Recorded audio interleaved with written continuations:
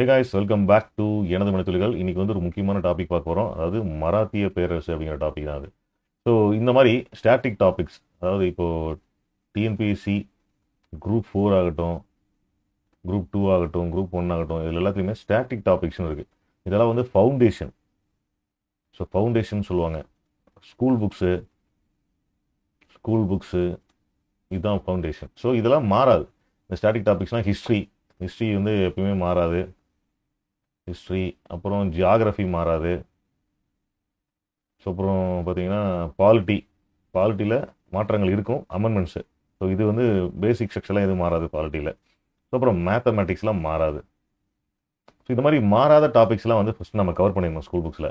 அப்போ தான் டிஎன்பிஎஸ்சியில் வந்து நம்ம புதுசாக கேட்கக்கூடிய அந்த கரண்ட் அஃபேர்ஸு, அப்புறம் கான்ட்ரவர்ஷியலான கொஷின்ஸ்லாம் கேட்குறாங்க இல்லையா, அந்த மாதிரி கொஷின்ஸ்லாம் நம்ம அட்டன் பண்ண முடியும். ஸோ நிறையா இந்த விஷயங்களில் வந்து நிறைய தப்பு பண்ணுறோம். நம்ம ஸ்டாட்டிக் டாபிக்ஸில் தப்பு பண்ணுறதுனால தான் நிறைய நம்ம மார்க் குறையுது. ஸோ இன்றைக்கி வந்து அந்த மாதிரி ஒரு ஸ்டாட்டிக் டாபிக் பார்க்க போகிறோம், மராத்திய பேரரசு. ஸோ இதில் ஃபுல்லாக பார்க்கலாம். மராத்தியர்கள் அப்படின்னு எடுத்துட்டோம்னா நம்ம வந்து ஃபஸ்ட்டு மராத்தியர்கள் இருப்பாங்க, அப்புறம் பேஷ்வாக்கள்னு சொல்லுவோம். மொத்தம் மராத்திய பேரரசு தான் எல்லாமே. அதில் வந்து ஃபஸ்ட்டு வந்து ஷாஜி போன்ஸ்லே அப்படின்னு சொல்லுவோம். ஷாஜி போன்ஸ்லே இவர் வந்து சிவாஜியோட அப்பா. மராத்தியர்கள் வந்து அதுக்கு முன்னாடி என்ன பண்ணிட்டு இருந்தாங்க அப்படின்னா, இந்த பீஜப்பூர் அதாவது சுல்தான்கள், அப்புறம் ஆப்கான்கள், ஸோ இவங்ககிட்டலாம் வந்து வேலை செஞ்சுட்டு இருந்தாங்க. ஸோ இவர் வந்து அந்த மாதிரி ஒரு முகலாயர்கிட்ட வேலை செஞ்சுட்டு இருக்கும்போது தான் அந்த எழுச்சியெல்லாம் பண்ணுறாரு அவங்களுக்கு எதிராக. ஸோ அதுக்கப்புறம் தான் சத்ரபதி சிவாஜி அப்படிங்கிறது வந்து 1627 1680 வரைக்கும் அவருடைய ஆட்சி காலம் அப்படின்னு பார்த்தா 1674 டு 1680 தான் அவருடைய ஆட்சி காலம். வந்து இப்போ தான் அரியணை ஏறாரு. அதுக்கு முன்னாடி வந்து நிறையா வெற்றிகள்லாம் இருக்குது. ஸோ அதை பார்த்துக்கலாம். ஸோ சாம்பாஜி அப்படிங்கிறவர் சத்ரபதி சிவாஜியுடைய மகன். அவரை தொடர்ந்து இவர் தான் வந்து ஆட்சி பொறுப்பை ஏற்பார். அடுத்து ஷாகு மகாராஜா, இவர் வந்து சிவாஜியுடைய பேரன். ஸோ இவங்க தான் அந்த மராத்தியர்கள் அப்படிங்கிற டாப்பிக்கில் ஃபஸ்ட்டு வர்றாங்க. அடுத்து பேஷ்வாக்கள் யாருன்னா, இந்த பேஷ்வா நம்ம இப்போ ரீசெண்டாக டிஎன்பிசி குரூப் 1 கூட கேட்டாங்க. பிரதம அமைச்சர் அப்படிங்கிற போஸ்ட்டில் இருப்பாங்க, பிரைம் மினிஸ்டர் அப்படிங்கிற போஸ்ட்டில் இருப்பாங்க பேஷ்வாக்கள். ஸோ ஷாகு மகாராஜா என்ன பண்ணுறாரு, தனக்கு கீழே வேலை செஞ்ச ஒரு வருவாய்த்துறை அலுவலர் வந்து பேஷ்வாவை நியமிக்கிறார். இவருக்கு விசுவாசமாக இருந்ததுனால இவரை வந்து பாலாஜி விஸ்வநாத பேஷ்வாவை நியமிக்கிறார். அதாவது முதல் பேஷ்வா அப்படி யார், இந்த சீக்வன்ஸ் ஞாபகம் வச்சுக்கணும். ஏன்னா முதல் பேஷ்வா, இரண்டாவது ஆட்சியாளர் அப்படின்னு சொல்லி மூன்றாவது ஆட்சியாளர்னு கேட்பாங்க. முதல் அப்படிங்கிறது ஞாபகம் இருக்கணும்னா ஷாகு மகாராஜா வந்து அதோட முடிஞ்சது, அந்த சத்ரபதி அவங்க ஃபேமிலி. அதுக்கப்புறம் பேஷ்வாக்கள் வந்துட்டாங்க. ஸோ பேஷ்வாக்கள் வந்து விசுவாசமாக இருந்தனால விஸ்வநாத் வந்து முதல் பேஷ்வாவா ஷாகுவால் நியமிக்கப்படுகிறார் அப்படின்னு படிச்சுங்க. அடுத்து ரெண்டாவது பார்த்தீங்கன்னா பாஜிராவ்ங்கிறது சிங்கிள் நேம். மூணாவது வந்து இன்னொரு பேர் செய்திக்கு முன்னாடி உள்ள பாஜிராவ். ஸோ இப்படி இந்த சீக்வன்ஸ் ஞாபகம் வச்சிங்கன்னா இது மறக்காது. ஸோ முதல், இரண்டாவது, மூன்றாவது யாரும் தெரிஞ்சிடும். அடுத்தது மராத்தியர்களுடைய எழுச்சிக்கான முக்கியமான காரணம், அவங்க ரீசன்ஸ், அது பாசிபிலிட்டிஸ் அதுன்னு சொல்லுவாங்க, அட்வான்டேஜஸா. அது என்ன அப்படின்னா, கொங்கணம் அப்படிங்கிற ஒரு குறுகிய நிலப்பகுதி ஆதி கொங்கணம்னு சொல்லுவாங்க அப்போ. ஸோ கொங்கணம்னு அழைக்கப்பட்ட குறுகிய நிலப்பகுதி தான். அந்த குறுகிய நிலப்பகுதி என்னடா ஒரு சின்ன நிலப்பகுதி வச்சு எப்படி இவங்க ஸ்ட்ராங்காக இருக்க முடியும்னு நினச்சா, செங்குத்தான மலைகள் அதை சுற்றி இன்னும் இருக்குது எடுத்துங்க. செங்குத்தான மலைகள், பள்ளத்தாக்குகள் மற்றும் மலைக்கோட்டைகள்லாம் சுற்றி இருக்குது. அது வந்து இயற்கையாக, அதாவது ராணுவ அரண், இதெல்லாமே ராணுவ அரண் அவங்களுக்கு. ஸோ இது வந்து ஒரு பெரிய ப்ளஸ்ஸு. அதனால் இவங்களால ரொம்ப ஸ்டாட்டிக்காக இருக்க முடியுது, நீடித்து இருக்க முடியுது, சீக்கிரமாக வின் பண்ண முடியுது எல்லாத்தையும். அடுத்து அந்த வீரர்கள்ட்ட, அவங்க ராணுவ வீரர்கள்ட்ட இருக்கிற வீரம், விசுவாசம், ஒழுக்கம், இதுதான் அவங்களுடைய பெரிய ப்ளஸ். அடுத்தது மேஜர் பாயிண்ட் என்னன்னா, இந்த போர் முறை தான் அவங்க வந்து வெற்றி பெற செஞ்சது எல்லா போர்லையும். கொரில்லா தாக்குதல் முறை. இரவு நேரங்களில், நைட்டில் தான் தாக்குவாங்க. இரவு நேரங்களில் மறைந்திருந்து மின்னல் வேக தாக்குதல், அதுதான் வந்து இந்த கொரில்லா தாக்குதல் முறை. அப்புறம் தானாக சிந்தித்து செயல்படும் திறன், இது வந்து யாருன்னா அவங்களுடைய வீரர்கள். சிவாஜியுடைய வீரர்கள் பார்த்தீங்கன்னா தானாக சிந்தித்து செயல்படக்கூடியவர்கள். எப்படி தானாக எல்லாருமே தானாக சிந்திப்போம் அப்படி கிடையாது. ஒரு சுச்சுவேஷன் வருது, ஒரு ஸ்பாட்டில் ரொம்ப கிரிட்டிக்கலான சுச்சுவேஷன் அப்படிங்கும்போது தலைவர் கமாண்ட் கொடுக்கட்டும், நம்மளுடைய அரசர் கமாண்ட் கொடுக்கட்டும், நம்ம அப்புறம் செய்யலாம் அப்படிங்கிற மாதிரி யோசிக்க மாட்டாங்க. அந்த பிரசன்ஸ் ஆஃப் மைண்ட், அந்த சுச்சுவேஷனுக்கு தகுந்த மாதிரி அவங்களே யோசிச்சு தானாகவே வந்து செயல்பட்டு வெற்றி பெறுவாங்க. அது ஒரு பெரிய ப்ளஸ். ஏன்னா நமக்கு என்ன வேணும் நம்ம அரசுக்கு அப்படிங்கிறத வந்து நம்மளுடைய அந்த பணியாளர்கள் செஞ்சுட்டாங்க அப்படின்னா ஆட்டோமேட்டிக்காக அது பாட்டுக்கு கரெக்டாக ரன் ஆகிட்டு இருக்கும். அதுதான் அவங்களுடைய ப்ளஸ். அடுத்து மராத்தியர்கள் ஒன்றியும் சூழல் ஏற்பட்டது. அதனால வந்து மராத்திய பேரரசு உருவாச்சு. ஏன்னா அந்த பீஜப்பூர் சுல்தான், அவுரங்கசீப், முகலாயர்களுக்கு எதிராக வந்து மராத்தியர்கள்லாம் ஒன்றிணைத்தார் சிவாஜி. ஸோ அந்த மாதிரி சூழல், இவங்கெல்லாம் ஒன்றிணைச்சாதான் நம்ம அவங்க வெற்றி பெற முடியும் சூழல் இருந்தனால மராத்திய பேரரசு உருவாச்சுன்னு சொல்கிறாங்க. அப்புறம் முகலாயர்கள் வந்து முகலாயர்கள் வந்து அந்த பக்கம் ஆப்கான்களால் பல போர்கள்லாம் வந்து சந்திச்சுட்டு இருந்தாங்க. ஸோ அந்த டைமில் வந்து கருவூலம், அவங்களுடைய கஜானா காலி ஆயிடுச்சு. ஸோ ஃபினான்சியலாக அவங்க வந்து ஸ்ட்ராங்காக வந்து முகலாயர்கள் ஸ்ட்ராங்காக இல்லை. அதனால் வந்து இவங்க ஈஸியாக அட்டாக் பண்ண முடிஞ்சுது. அடுத்து தக்கான பகுதியை ஒன்றிணைத்து இது வந்து சிவாஜியுடைய தலைநகரை பற்றி சொல்கிறாங்க. ஸோ ராய்கர் அப்படிங்கிறதா சிவாஜியுடைய தலைநகர். அங்கே தான் அவர் வந்து மணிமுடி சொல்லியிருப்பார். ஸோ அது பின்னாடி பார்க்கலாம். ஸோ ஃபஸ்ட்டு வந்து சிவாஜியுடைய தந்தை பார்த்தலாம் ஷாஜி போன்ஸ்லே. இவர் வந்து ஷாஜகான் காலத்தில் வந்து அகமது நகர், பீஜப்பூர் ஆகிய இடங்களில் வந்து அரசு அதிகாரியாக பணியாற்றி முகலாய பேரரசுக்கு பல இடையூறுகளையும் செஞ்சிருக்கார். ஸோ இவர் தாய் வழியில் யாதவ இனத்தை சார்ந்தவர், தந்தை வழியில் வந்து சிசோடியாக்கள்னு சொல்லுவாங்க, அந்த இனத்தை சார்ந்தவர் இவர். அடுத்து அகமது நகரில் வந்து அகமது ஷா கீழே வந்து இவர் ஃபஸ்ட்டு வேலை செய்கிறார். அகமது நகரில் அகமது ஷாவின் அமைச்சராக வந்து ஃபஸ்ட்டு வேலை செய்கிறாரு. அதுக்கப்புறம் மாலிக் ஆம்பூர் அப்படிங்கிறவர் யாருன்னா ஒரு அடிமை, இவரு கீழே வந்து சேவை செய்கிறாரு. முகலாயர்கள் கீழே அகமது நகர் போயிடுது. அதாவது முகலாயர்கள் வந்து மாலிக் ஆம்பூர் இறந்ததுக்கப்புறம் அகமது நகர் வந்து கைப்பற்றிடுறாங்க. மாலிக் ஆம்பூர் வந்து இறந்ததுக்கு அப்புறம் ஆஃப்டர் டெத்து இதை கைப்பற்றதுனால இவர் என்ன பண்ணுறாரு, பீஜப்பூர் சுல்தானிடம் வந்து போய் பணி செய்கிறாரு ஷாஜி போன்ஸ்லே. ஸோ அதுக்கப்புறம் சிவாஜி வந்து ஆட்சிக்கு வர்றார். சிவாஜி பற்றி பேசுவோம். அடுத்து பிறந்த ஆண்டு வந்து 1627. இவங்க வந்து அவர் ஷாஜி போன்ஸ்லே மற்றும் ஜிஜாபாய்க்கு வந்து பிறக்கிறாங்க. தந்தை பேர் வந்து ஆல்ரெடி நம்ம சொல்லிட்டோம். அங்கேயே என்னடா தந்தை பேர் போடலன்னு நினைக்க வேண்டாம். ஷாஜி போன்ஸ்லே. இவருடைய குரு, அதாவது தாதாஜி கொண்டதேவ் அப்படிங்கிறது ஒரு ஜாகிர்தார், ஒரு ஜாகிர். இப்போ சிவாஜி அவங்க அப்பா இடம் வச்சிருக்காரு, அதாவது அவருக்கு வந்து இடம் கொடுத்துருக்காரு தாதாஜி கொண்டதேவுக்கு. பூனா தான் அவருடைய ஜாகிர். அதாவது எப்படின்னா அந்த அப்பெல்லாம் வீரர்களுக்கு வந்து பணமோ பொருளோ கொடுக்க மாட்டாங்களா, அந்த ஊதியம் அப்படிங்கிறது ஒரு இடத்த கொடுத்துருவாங்க, ஒரு ஊரை. அதுலேருந்து வர வருமானங்கள் வருவாயில் வச்சு இவங்க வந்து அவங்களுடைய தேவைகளை பூர்த்தி செஞ்சுக்கணும். அதுக்கு பேர் தான் ஜாகிர். ஸோ அந்த ஜாகிர்தார் தான் இந்த தாதாஜி கொண்டதேவ். இவருடைய பொறுப்பில் தான் சிவாஜியையும் அவங்க அம்மாவையும் ஷாஜி போன்ஸ்லே விட்டுட்டு போயிட்டார். ஏன்னா அவருக்கு செகண்ட் மேரேஜ், துக்காபாய் அப்படின்னு சொல்லுவாங்க, அவங்க தான் செகண்ட் ஒய்ஃப் கல்யாணம் பண்ணதுக்கப்புறம் இவங்களை விட்டுட்டு போயிடுறாரு இவருடைய பாதுகாப்பில். ஸோ 1647 வரைக்கும் தாதாஜி கொண்டதேவ் இருக்காரு. தாதாஜி கொண்டதேவ் வந்து சிவாஜிக்கு வந்து குதிரையேற்ற பயிற்சி, நிர்வாகம் இதெல்லாம் சொல்லிக் கொடுக்குறாரு. சிவாஜியுடைய மகன் வந்து சாம்பாஜி, அது பின்னாடி பார்க்கலாம். 18ஆம் வயதில், அதாவது 18 வயசு முடிஞ்சு 19ஆம் வயதில் வந்து ராணுவ பணியில் சேர்றாரு சிவாஜி. அடுத்து ஏக்நாத், துக்காராம், ராம்தாஸ் இவங்கெல்லாம் சிவாஜி வாழ்வில் பெரிய தாக்கத்தை ஏற்படுத்தணும். இவங்களாம் யாருன்னா ஆன்மீக அறிஞர்கள், ஆன்மீகத்தை சார்ந்தவங்க. ஸோ ராம்தாஸ் அப்படிங்கிறவர் வந்து சிவாஜி வந்து தன்னுடைய குருவாகவே ஏற்றுக்கிட்டாரு இவர் ராம்தாஸை. சிவாஜி இறந்த ஆண்டு 1680, 53 வயதில் இறந்துட்டாரு. ஸோ இது வந்து சிவாஜியுடைய பேசிக் ப்ரொஃபைல், பேசிக் டீட்டெயில்ஸு. அடுத்து சிவாஜியுடைய கோட்டைகள், அவர் கைப்பற்றின கோட்டைகளை பற்றி பார்க்கலாம். இந்த டயக்ராம் பாருங்கள், இந்த டயக்ராம் இருக்கு பாருங்கள், இதெல்லாம் தான் சிவாஜி வந்து அவருடைய ஆட்சி ஏரியா இது. ஸோ இதெல்லாம் வந்து மராத்தியர்கள், ஆக்சுவலாக மராத்தியரோட ஆட்சி ஏரியா. கோண்டுவானா கோட்டை தான் ஃபஸ்ட்டு அவர் வந்து கைப்பற்றாரு 1646. 1645 தான் ராணுவத்துக்கே வராரு 19 வயசில் வந்ததையும் அடுத்த 20 வயசுலேயும் இந்த கோண்டுவானா கோட்டை கைப்பற்றாரு. அது கீழே அடுத்தது தோரணா கோட்டை, அதை கைப்பற்றாரு. அப்புறம் கோண்டுவானா கோட்டையிலேருந்து 5 கிலோமீட்டர் டிஸ்டன்ஸில் இருக்கிற புரந்தர் கோட்டையும் கைப்பற்றாரு. புரந்தர் ராய்கர். அப்புறம் புரந்தர் கோட்டை வந்து 1649 கைப்பற்றாரு. ஸோ இந்த கோட்டைகள்லாம் வரிசையாக ஞாபகம் வச்சுக்கோங்க. ஸோ இதெல்லாம் ரொம்ப ஒரு முக்கியமான சீக்வன்ஸாக கேட்கறதுக்கு வாய்ப்பு இருக்குது, காலமுறைப்படுத்துக்க அப்படின்னு கேட்பாங்க. ஸோ அதுக்கப்புறம் பார்த்தீங்கன்னா இந்தபுரம் அப்படிங்கிற கோட்டையை கைப்பற்றிருப்பார். ஸோ அப்புறம் பிரதாப்கர் கோட்டையை புதுசாக கட்டியிருப்பார், பிரதாப்கர். ஸோ அடுத்தது பார்க்கலாம். இந்த ராய்கர் கோட்டையை கைப்பற்றி வந்து புனரமைச்சிருப்பார், அதாவது ரெனோவேஷன் பண்ணியிருப்பார், புனரமைத்தார் அப்படின்னு படிச்சுக்க, ஏன்னா இதில் கேட்கறதுக்கு வாய்ப்பு இருக்குது. சிவாஜியோட வெற்றிகள். சிவாஜி வந்து சத்ரபதி சிவாஜின்னு சொல்லுவோம். சத்ரபதி, அந்த மணிமுடி சொல்லும்போது இந்த பேர் கொடுக்குறாங்க. சத்திர என்றால் குடை, பதினா தலைவன்.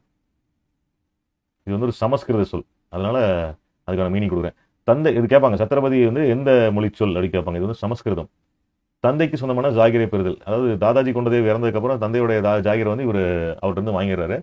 அதாவது சந்தர்ராம் அப்படிங்கிற ஒரு மராத்திய மன்னனையே சதாரா மாவட்டத்தில் ஒரு வெற்றி பெற்று சதாரா மாவட்டத்தில் ஜாவலி கைப்பற்றாரு. ஜாவலிங்கிற இடத்த கைப்பற்றாரு 1656. அங்கே தான் வந்து பிரதாப்கர் அப்படிங்கிற கோட்டை கட்டுறாரு. பிரதாப்கர் அப்படிங்கிற கோட்டை அந்த ஜாவலியிலிருந்து 2 கிலோமீட்டர் இருக்கு டிஸ்டன்ஸில். அடுத்து இதெல்லாம் சிவாஜியோட வெற்றிகள். அப்படியே வெற்றிகள்னு வரிசையாக பார்த்தீங்கன்னா ஃபர்ஸ்ட் ஜாகிர் கைப்பற்றாரு, சந்தர்ராம் ஒரு வெற்றி பெறாரு, பிரதாப்கர் கோட்டை கட்டுறாரு. அவுரங்கசீப் டெல்லி போகும்போது சிவாஜி வந்து இந்த மாதிரி இந்த கொங்கணம், கல்யாண், பிவாண்டி, மாவலி இந்த ஏரியாவில் கைப்பற்றாரு. இவர் ஏன் அவுரங்கசீப் ஏன் டெல்லி போனார் அப்படின்னா ஷாஜகான் இறந்துருவார், அதனால் டெல்லி போயிருப்பார். இந்த பீஜப்பூர் சுல்தான் வந்து அவருடைய படையை வந்து அனுப்புறாரு, அப்சல் கான் அப்படிங்கிறவர் அனுப்புறாரு சிவாஜி ஒழிக்கிறதுக்காக. இவர் வந்து போயிட்டு அந்த மலைகளுக்கு இடையில சண்டை போடுறதுக்கு சிரமப்படுறாரு அப்சல் கான். ஸோ அப்புறம் சிவாஜி வந்து மீட் பண்ணுறாரு. மீட் பண்ணும்போது கொல்ல ட்ரை பண்ணுறாரு இவர் சிவாஜியை. பட் சிவாஜி வந்து என்ன பண்ணாரு, புலிநகம் போல ஒரு கருவி வச்சு, ஒரு நக்குல் டஸ்டர் மாதிரி இருக்கும், அந்த கையில் மாற்ற ஒரு ஆயுதம் புலிநகம் மாதிரி இருக்கும், அதை வந்து வச்சு ஒரு தாக்கி கொண்டுறாரு 1659. அப்சல் கான் எப்போது கொல்லப்பட்டார் அப்படிங்கிற கேள்வி கேட்கலாம். அப்புறம் அவுரங்கசீப்புடைய மாமனார் வந்து ஷெய்ஸ்டே அவர் வந்து சிவாஜியை அழைக்கிறதுக்காக வராரு. ஸோ அப்போ சிவாஜி வந்து என்ன பண்ணாருன்னா ஒரு டீம், ஒரு 400 பேரை கூட்டிகிட்டு போய் ஒரு அட்டாக் பண்ண போகிறாரு. அப்புறம் அதெல்லாம் பார்த்து பயந்துட்டு அவுரங்கசீப் வந்து திரும்ப ஷெய்ஸ்டே கானை கூப்பிட்டுக்கிறாரு 1663. அடுத்து சூரத் நகரை வந்து சூரியோட படை அனுப்புறாரு 1664. அப்புறம் அங்கே நிறையா இதுக்கான ஸ்ட்ரகிளிங்கும் நடக்குது. ஸோ அது பின்னாடி பார்க்கலாம். அதில் நிறையா தோல்விகளும் நடக்குது. அடுத்து முகலாயர்கள் வந்து இவரை வந்து அரெஸ்ட் பண்ணிடுறாங்க ஆக்ராவில். ஜெய்சிங் வந்து என்ன சொல்றாருன்னா ஆக்ரா போக சொல்லி இவரை சொல்றாரு. முகலாயர்கள் வந்து இவர் வந்து சிறைப்பிடிச்சிடறாங்க அங்கே ஆக்ராவில். அங்கேருந்து பழக்குடியில் தப்பிச்சு கிளம்பி வந்தார். முகலாயர்களுடன் மோதி 2வது முறையாக சூரத் நகர் வந்து 1670 கைப்பற்றாரு. ஸோ த சவுத் அப்படிங்கிற வரி, சவுத் அப்படிங்கிறது ஒரு வரி, 4ல் 1 பங்கு பாதுகாப்பு வரின்னு சொல்லுவாங்க. அதை வந்து சூரத் நகர்லேருந்து வாங்குறாரு. ஏன்னா அவரோட தாக்கிட்டார் அந்த நகரை. ஸோ அதுலேருந்து அதனால் அந்த நகர்லேருந்து சவுத் வரி கலெக்ட் பண்ணுறாரு. அடுத்து 1674 சத்ரபதி அப்படிங்கிற பட்டத்தோட வேத முறைப்படி மணிமுடி சூடி கொடுறாரு. இதோட டேட் வந்து ஜூன் 6, 1674. ஸோ 1676 வந்து தெற்கு பகுதியில் தன் வெற்றியை துவக்கினார். இதுக்கப்புறம் தான் வந்து தமிழ்நாடுக்கே வராரு. தெற்கு பகுதி அப்படி ஒன்றுனா வருது. வேலூர், செஞ்சி உள்ள வருவாங்க. ஸோ தமிழ்நாடு பற்றி தனியாக பார்க்கலாம். மராத்தியர்களோட தமிழ்நாட்டில் இருக்கிற ஆட்சியை. சிவாஜி எங்கெங்கெல்லாம் தோல்வி அடைஞ்சார். இப்போ பீஜப்பூர் சுல்தான் வந்து ஃபர்ஸ்ட் என்ன பண்ணுறேன்னா இவரோட தந்தையை வந்து சிறை வச்சாரு. இந்த கேப், அந்த சிறை வச்ச கேப்பில் இனிமேல் நான் எந்த ராணுவ நடவடிக்கை எடுக்க மாட்டேன், அவங்க அப்பா விடுவிச்சிருங்கன்னு சொன்னதுனால ஷாஜி போன்ஸ்லே வந்து பீஜப்பூர் சுல்தான் விடுவிக்கிறார். ஸோ அந்த கேப், அந்த 1649 to 1655 வரைக்கும் ராணுவ நடவடிக்கை எதுவும் இல்லாமல் தன்னுடைய நிர்வாகத்தை செதுக்கும் பணி, நிர்வாகத்தை சீராக்கும் பணி வந்து மேற்கொள்கிறார். அப்பயும் சும்மா இல்லை. அடுத்து அப்போ தான் 1664 சூரத் நகர சூழலை படை அனுப்புறாரு. அவுரங்கசீப் வந்து ராஜா ஜெய்சிங் தலைமையில் சிவாஜிக்கு எதிராக படை அனுப்புறாரு. ராய்கர் கோட்டை, அதாவது அப்போ வந்து என்ன பண்ணுறாருன்னா 1665 ஏன்னா இப்போ கோவம் வந்துருது. சூரத் நகரம் அட்டாக் பண்ணும்போது அவுரங்கசீப்புக்கு கோவம் வந்துருது. அதனால் ஆள் அனுப்புறாரு ராஜா ஜெய்சிங்க. ராய்கர் கோட்டை வந்து ஆபத்தில் இருக்கு. ஏன்னா அவங்க அட்டாக் பண்ணிட்டாங்க. 1665 ஜூனில் புரந்தர் கோட்டையை வந்து சுற்றி வளைச்சிட்டாங்க. ஸோ இப்போ சிவாஜிக்கு வந்து என்ன பண்ணுறதுன்னு தெரியல, சரணடைஞ்சே ஆகணும். அதனால் என்ன பண்ணுறாருன்னா புரந்தர் உடன்படிக்கைக்கு வராரு. 1665 ஜூன் 11 புரந்தர் உடன்படிக்கை எந்த நாளில் நடைபெற்றது அப்படின்னு கேட்பாங்க. இது வந்து அந்த சிவாஜி கைப்பற்றின கோட்டைகளை ஒரு 12 கோட்டை அவரே வச்சுக்கலாம். உங்கள்கிட்ட மீதியெல்லாம் வந்து இவங்க ஹேண்ட் ஓவர் பண்ணிடணும். அப்புறம் மன்சப்தார் பொறுப்பையும் வந்து இவங்க ஏற்றுக்கணும் அப்படின்னு சொல்லி ஒரு அக்ரிமெண்ட். மன்சப்தார்னா என்னன்னா குதிரைகளை வச்சிருக்கவங்க. 10 முதல் 5000 குதிரைகள் வரைக்கும் மன்சப்தார் வந்து பராமரிக்கணும். இவருக்கு வந்து 5000 குதிரை பராமரிக்கிறதுக்கு ஆர்டர் கொடுத்தாங்க. சிவாஜி வந்து அப்சல் கான் பிடிக்க போகும்போது அந்த அவுரங்கசீப் வந்து ஆல்ரெடி சிவாஜி வந்து மலை எலி அப்படின்னு சொல்லியிருப்பாரு, தக்காணத்தின் புற்றுநோய் அப்படின்னு சொல்லியிருப்பாரு அவரோட பேரை. ஸோ இந்த மலை எலியை வந்து நான் கண்டிப்பாக சங்கிலி போட்டு இழுத்துட்டு வருவேன் அப்படின்னு சொன்னவர் யாருன்னா அப்சல் கான். இது ரொம்ப முக்கியம். ஏன்னா சிவாஜி வந்து மலை எலின்னு சொன்னவர் வந்து அவுரங்கசீப். நான் அந்த மலை எலியை சங்கிலி போட்டு இழுத்துட்டு வருவேன் அப்படின்னு சொல்லி சூளுரைத்தது யாருன்னா அப்சல் கான். அடுத்து சிவாஜியின் நிர்வாகம் 3 அரசியல் வட்டத்தின் மையமாக செயல்பட்டார். சிவாஜி வந்து அவருடைய நிர்வாகம் வந்து 3 அரசியல் வட்டமாக இருந்துச்சுன்னு சொல்லி சொல்கிறாங்க. ஸோ இப்போ வந்து முதல் வட்டம் என்னன்னா மக்கள் மீது அக்கறை கொண்டவராக இருந்தார். அவர் மக்கள் மீது அக்கறை கொண்டு எந்த ஒரு தொந்தரவும் அவங்கள பண்ணல அப்படின்னு சொல்கிறாங்க. நேரடி நிர்வாகத்தை மேற்கொள்ளவில்லை. அதாவது என்னதான் வந்து நிறையா அதில் ஆட்சிகள்லாம் பண்ணாலும் நேரடியாக நிர்வாகத்தில் வந்து இறங்கலை அப்படின்னு சொல்லி சொல்கிறாங்க. 3வது கொள்ளையடிப்பது அப்படிங்கிற ஒரு கான்செப்ட் வச்சிருந்தார் சிவாஜி. ஸோ அரசு வந்து 4 மாகாணங்களாக பிரிக்கப்பட்டது. வைசிராய் நியமனம் செய்தார். இப்போ 4 மாகாணம், அதுக்கு வந்து 1, 2, 3, 4 அப்படின்னா 4வது பொசிஷன். அதுக்கு வந்து வைசிராய் வந்து தலைவர், அவர் தான் ஹெட்டு அந்த 4 மாகாணத்துக்கும். ஜாகீர் அப்படிங்கிற முறை வந்து ஒழிச்சிட்டாரு. இனிமேல் ரொக்க பணம் தானே உங்களுக்கு கேஷ் சம்பளம் தான் அப்படின்னு சொல்லி அதை ஒழிச்சிட்டாரு. பதவிகள் வந்து அந்த பரம்பரையாக கிடையாது. ஒருத்தர் இருந்தாருன்னா அதுக்கு அப்புறம் பையன் வரணும்னு அவசியம் இல்லை. நிர்வாக முறையின் கடைசி அலகு கிராமம். இவருடைய லாஸ்ட், அதாவது கடைசி ஹைரார்க்கின்னா கிராமம் தான். நிலம் அளவீடு செய்யப்பட்டு உற்பத்தியில் 30% அரசுக்கு, பின் 40 ஆக்கப்படுது. அதாவது நிலம் அளவீடு செஞ்சு இப்போ வந்து எனக்கு ஒரு ஏக்கர் இருக்குன்னா 1 ஏக்கர் இடத்துல நீ எவ்வளோ வந்து விவசாயம் பண்ணுறியோ அதில் வந்து 30% அப்படிங்கும்போது ஒரு நியாயமான ஒரு வரி தான். எல்லாருமே 30%, எல்லாருமே வந்து மாதம் 10,000 கொடுக்கணும் அப்படின்னா 5,000 சம்பளம் வாங்குறதுனால எப்படி 10,000 கொடுக்க முடியும் கவர்மெண்ட்டுக்கு வரியா? அதனால அவனுடைய தகுதிக்கு அவன் எவ்வளோ நிலம் வச்சிருக்கானோ அதுக்கு தகுந்த மாதிரி வரி நியமிக்கிறது. அதுதான் வந்து இந்த 30% வரி. இது மறுபடியும் பின்னாடி 40 ஆக்கப்படுதுன்னு சொல்லி சொல்கிறாங்க. அது விவசாயிகளுக்கு வந்து கடன் வழங்கப்படுறது, அந்த விவசாயம் பண்ணுறதுக்கு கடன். ஸோ இதெல்லாமே ஒரு நல்ல நிர்வாக அமைப்பு தான். மக்களை காப்பதற்கான வரிகள் 2 வரிகள் இருந்தது. சவுத் அப்படிங்கிற வரி வந்து 4ல் 1 பங்கு வரி, இதில் 10ல் 1 பங்கு வரி அப்படின்னு சொல்லுவாங்க. 2 சர்தேஷ்முகி. இது ரெண்டுமே பாதுகாப்பு வரிகள். இது மக்கள்கிட்ட இருந்து, கொள்ளையர்கள்ட்ட இருந்து நான் உங்களை பாதுகாக்கிறேன் அப்படின்னு சிவாஜி விதிச்ச வரிகள் இதெல்லாம். இது நில வருவாய், இது வருமானத்துக்கு உண்டான வரி. அது விளைச்சல் அடிப்படையில் இப்போ 5 பங்கு மொத்தம் 5ஆக பிரித்து 3 பங்கு வந்து நாம் எடுத்துக்கலாம், 2 பங்கு வந்து அரசுக்கு ஒப்படைக்கணும் அப்படின்னு சொல்லி சொல்கிறாங்க. ஸோ கிராமங்கள் வந்து தேஷ்முக், கடைசி அழகு தான் கிராமம். கிராமங்கள் வந்து தேஷ்முக் என்பவரால் நிர்வகிக்கப்பட்டது. இல்லைன்னா தேசத்துக்கு முக்கியமானது அப்படின்னு ஞாபகம் வச்சுக்கோங்க. அதான் ஈஸி. தேஷ்முக், இந்தியாவின் முதுகெலும்பு இது கிராமம் தானே, அந்த மாதிரி தேசத்துக்கு முக்கியமானது இது கிராமம் அப்படின்னு ஞாபகம் வச்சுக்கோங்க. தேஷ்முக்னா கிராமம். கிராம தலைவர் வந்து பட்டீல் அப்படின்னு என்று அழைக்கப்படுகிறார். இவருக்கு ஒரு கணக்கர் இருப்பாங்க, அவருக்கு அக்கௌண்டன்ட்டு, அப்புறம் ஒரு டாக்குமெண்ட் ஹேண்டில் பண்ணுறவர், ஆவண காப்பாளர். அவர் பேர் வந்து குல்கர்னி அப்படின்னு சொல்லுவாங்களாம், ஆவண காப்பாளர் பேர். ஸோ மைய அரசு அப்படிங்கிறது கிடையாது, உள்ளுக்குள்ள இருக்கிற அரசு தான். உள்ளூர் அதிகாரிகளே உண்மையான அரசர்கள். மைய அரசுங்கிறது இந்த சென்ட்ரல் அட்மினிஸ்ட்ரேஷன் கிடையாது. மேலே வந்து ஒரு பிரதமர் இருப்பார், அவர் சொல்ல எல்லாரும் கேட்போம் அப்படிங்கிற மாதிரி இல்லை. அப்போது கிராமங்களில் உள்ளூர் அதிகாரிகளே வந்து அரசர்களாக இருந்தாங்க. 2வது முறையாக சூரத் நகரை கொள்ளையடித்தல் 1670. சத்ரபதி என்னும் படத்தில் மணிமணி சுட்டிக் கொள்ளுதல். ஸோ இது வந்து திரும்பவும் வருது. ஸோ இதெல்லாம் நிர்வாகம், அதனால அந்த பாயிண்ட் கொண்டு வந்திருக்கேன். அடுத்தது சிவாஜியின் ராணுவம். ராணுவம் வந்துன்னா மிக ராணுவத்தை தான் ரொம்ப ரொம்ப கவனம் செலுத்திருக்காங்க சிவாஜியுடைய ஆட்சியில். தொடக்கத்தில் காலாட்படை தான் முதுகெலும்பாக இருந்துச்சு அவங்களுக்கு. அப்புறம் காலாட்படை வந்து ரெஜிமெண்ட் பிரிகேடு அப்படின்னு 2 இதாக பிரிச்சுட்டாங்க. 9 பேர் கொண்ட படைக்கு ஃபர்ஸ்ட் வந்து ரெஜிமெண்ட் பிரிகேடு பிரிச்சிட்டாங்க இல்லையா. 9 பேர் இருந்தாங்கன்னா அதுக்கு யார் ஹெட் இருப்பா? நாயக் இருப்பார். குதிரைப்படைகள் ஃபர்ஸ்ட், அதுக்கப்புறம் பார்த்தீங்கன்னா குதிரைப்படை வந்துருச்சு. ஸோ 25 குதிரை இருந்ததுன்னா சார்ஜென்ட் அப்படிங்கிற ஒரு ரேங்க் மூலம், அது சார்ஜென்ட் ரேங்க் மூலம் அதை வந்து பராமரிப்பாங்க. ஒரு ஜமால்தார் கீழே 5 ஹவில்தார் இருந்தாங்களா. அதாவது ஹவில்தார், அதாவது சார்ஜென்ட்ங்கிறது ஹவில்தார் தான். 25 குதிரை பராமரிச்சா அவங்க வந்து ஹவில்தார் அந்த ரேங்க்ல இருப்பாங்க. 5 ஹவில்தாருக்கு வந்து ஒரு ஹெட் இருப்பார், அவர் பேர் ஜமால்தார். 10 ஜமால்தாருக்கு ஒரு தலைவர் இருப்பார், அவர் பேர் ஹஜாரி. ஸோ இந்த சீக்வன்ஸ் படிச்சு வச்சுக்கோங்க. அதாவது இங்க யாருன்னா ஹஜாரி இருப்பார் ஃபர்ஸ்ட், ஹஜாரி. அது கீழே 10 ஜமார்தார். அதுக்கு கீழே ஒரு ஜமாதாருக்கு கீழே அப்படி இருப்பாங்க 5 ஹவில்தார், 5 ஹவில்தார், 5 ஹவில்தார் அப்படி இருப்பாங்க. ஸோ அந்த 5 ஹவில்தாருக்கும் ஒரு ஹவில்தாருக்கும் கீழே 25 குதிரை இருக்கும். இப்படி ஞாபகம், இந்த ட்ரீ ஞாபகம் வச்சுக்கோங்க. ஸோ ஃபர்ஸ்ட் யாரு? ஹஜாரி, அப்புறம் ஜமார்தார், அப்புறம் ஹவில்தார், அப்புறம் வந்து குதிரை. இதுதான் குதிரைப்படையோட இது. வீரர்கள் வந்து நேரடி தேர்வா செலக்ட் பண்ணப்பட்டாங்க. நேரடியாக டைரக்ட் செலெக்ஷன் தான். பிணை வந்து கண்டிப்பாக வேணும். அதாவது பிணை எப்படின்னா ஏற்கனவே வந்து இருக்கிற வீரர் அவருக்கு வந்து ரெக்கமெண்ட் பண்ணணும், பிணை சாட்சி போடணும். அதான் வந்து பிணை. பணி நிறைவு பெற்ற தளபதிகள் பொறுப்பில் தான் கோட்டைகள் பராமரிக்கப்படுது. ஏன்னா அவங்களுக்கு எக்ஸ்பீரியன்ஸ் இருக்கும் எவ்வளோ பாதுகாப்பு கொடுக்கணும்னு அப்படின்னு. சிவாஜியின் அமைச்சரவை பாருங்க, 8 அமைச்சர்கள் கொண்ட குழு. அஷ்டபிரதான், அசதிகஜங்கள் இதெல்லாம் வந்து நம்மளை கன்ஃபியூஸ் பண்ணும். ஸோ அஷ்டபிரதான், அடுத்து அஷ்டபிரதான் 8 அமைச்சர்கள். 8 அமைச்சர்கள் யாருன்னு பார்த்துக்கலாம். பந்த் பிரிதான், இது வந்து பிரதானம் அப்படிங்கிற வந்துச்சு. பேஷ்வாகனா பிரதம அமைச்சர் நமக்கு தெரியும். அடுத்தது அமத்யா மஜும்தார், அவர் வந்து நிதி அமைச்சர்னு சொல்றாங்க. ஸோ இதில் அமத்யா, அதாவது நிதி வச்சிருக்கவங்க எப்பவுமே அமைதியாக இருக்கணும், செலவு பண்ணக்கூடாது அப்படிங்கிறது ஞாபகம் வச்சுக்கோங்க. அமத்யா மஜும்தார், மஜும்தாருக்கு எப்படி ஞாபகம் வச்சுலாங்கிறது கமெண்ட்ல சொல்லுங்க. அடுத்தது செயலர். செயலர் சுர்நாவிஸ் சச்சிவ் அப்படிங்கிறவங்க செயலர். வாக்கிய நாவிஸ்ங்கிறது உள்துறை அமைச்சர். சரி நௌபத், சார். சார்னாவே ராணுவ தளபதி. தளபதி கூட ரெடியா அப்படிங்கிற சார் அப்படின்னு சொல்றாங்களா, அது மாதிரி சார் அப்படின்னு வச்சுக்கோங்க. அப்புறம் சேனாதிபதி நமக்கு தெரியும். சுமந்து கொண்டு வெளியே செல்பவர் வெளியுறவுத்துறை அமைச்சர் அப்படின்னு வச்சுக்கோங்க. நியாயதிஸ், நியாயமா தீர்ப்பு சொல்றவங்க தலைமை நீதிபதி, இது மறக்காது.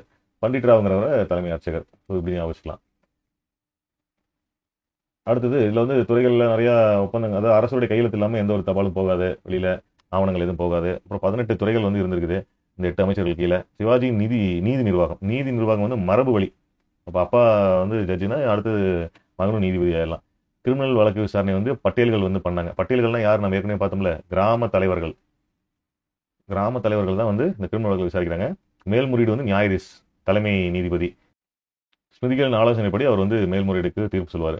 இறுதி மேல்முறையீட்டு இதுக்கு மேலே பண்ணவே முடியாது சுப்ரீம் கோர்ட் அப்படின்னா ஹாஜிர் மஜ்லின், இதுதான் வந்து இறுதி மேல்முறையீட்டு நீதிமன்றம், சுப்ரீம் கோர்ட்டு. இதுக்கு மேலே நீங்கள் அப்பீலே போக முடியாது. ஸோ அடுத்தது சிவாஜியுடைய மகன் சாம்பாஜி. சிவாஜியின் மகன் இவர் சிவாஜியை தொடர்ந்து ஆட்சி பொறுப்பேற்றார். பகதூர்பூரை கைப்பற்றுதல், அது பகதூர்பூரை வந்து கைப்பற்றாரு. அப்புறம் குடும்ப சண்டை காரணமாக மத்திய அரசு சரியாக இயங்கல அந்த டைமில். ஸோ இதெல்லாம் நடக்குது. அடுத்து அவுரங்கசீப் வந்து தக்காணத்துக்கு வருகை புரிகிறார். எப்போ 1681 வந்து தான் அந்த கோல்கொண்டாவையும் பீஜப்பூரையும் கைப்பற்றார் 1687. அப்புறம் 1689 சாம்பாஜி கொண்டுறாங்க. அதுக்கப்புறம் அவருடைய தம்பி ராஜாராம், அதாவது 2வது மனைவியுடைய பையன், ஸோ அவருடைய தம்பி ராஜாராம். அடுத்து 1707 அவுரங்கசீப் மறைஞ்சிடறாரு, அவர் இறந்து போயிடுறாரு.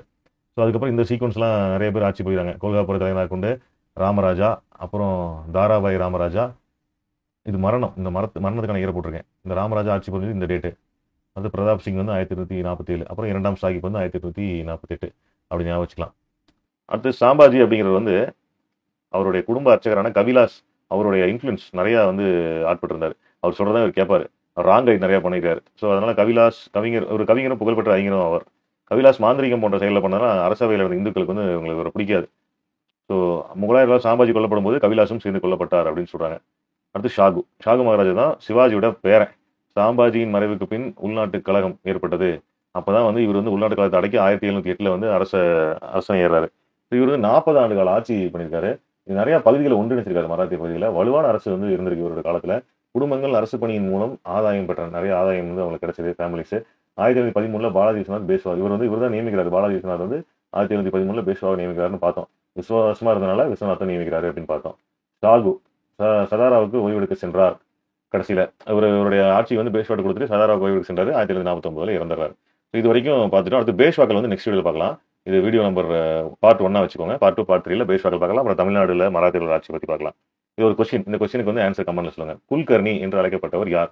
கிராம தலைவரா, ஆவண காப்பாளரா, உள்துறை அமைச்சரா, தலைமை நீதிபதியா? அப்படிங்கிற ஆன்சரை கமெண்ட்ல சொல்லுங்க.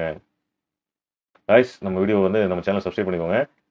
இதுக்கு மேல இன்னும் நிறைய நம்ம ஒரு ஆப் ஒன்று கிரியேட் பண்ணியிருக்கோம். அதாவது எனது மணித்தொழில் அப்படிங்கிற ஆப் வந்து கூகுள் பிளே ஸ்டோர்ல இருக்கு. நீங்க மொபைல் அப்ளிகேஷன், இது ஒன்லி ஆண்ட்ராய்டு